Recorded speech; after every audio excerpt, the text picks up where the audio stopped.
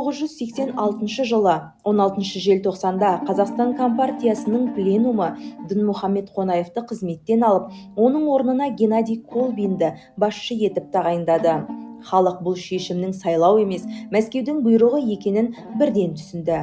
Республикадағы маңызды мәселені жергілікті халықтың пікірінсіз шешу әділетсіздік болды. Осы жағдай халықтың ашу ызасын тудырып, наразылықтың басталуына себеп болды. 17 желтоқсан күні таңертең Алматыдағы Брежнев алаңына студенттер мен жастар жиналды. Олар Колбиннің тағайындалуына қарсы шығып, әр халыққа өз басшысы керек, ұлтқа артықшылық берілмесін деген талаптар айтты. Бейбіт шеруге шыққан жастарды билік күштеп, қуып таратты. Нәтижесінде 8500 адам ұсталды. Басқалары қала сыртына апарылып тасталды. 1700-ден астам адам жарақат алды, бірнешеуі қаза тапты.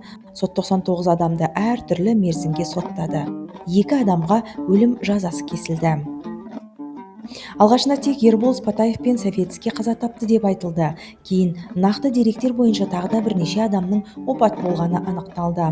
Көтеріліс кезінде ауыр соққы алған Кенжегүл Молданазарова, Сәбира Мұхамеджанова, қаза болғандар қатарында Ләззат Асанова да бар. 1988 жылы Семей түрмесінде Қайрат Рысқұлбеков белгісіз жағдайда көз жұмды.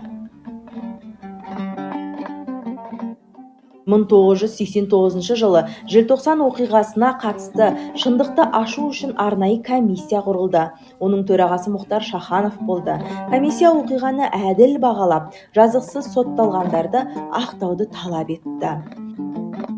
Бүгінде 1986 жылғы желтоқсан көтерілісі Кеңес одағының әлсіреуіне әсер еткен, әрі Қазақстан халқының тәуелсіздікке ұмтылғанын айқын көрсеткен тарихи оқиға ретінде бағаланады. Алматыдағы орталық алаңда осы оқиғаға арналған тәуелсіздік таңы ескерткіші орнатылған.